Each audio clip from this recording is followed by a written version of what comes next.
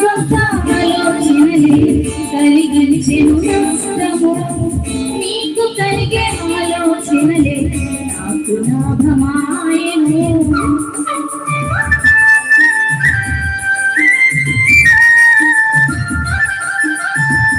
నా సొంత ఆలోచనలే కలిగించెను నష్టము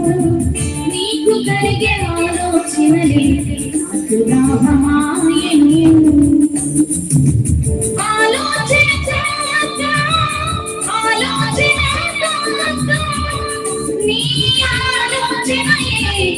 నాకు క్షేమయ్యా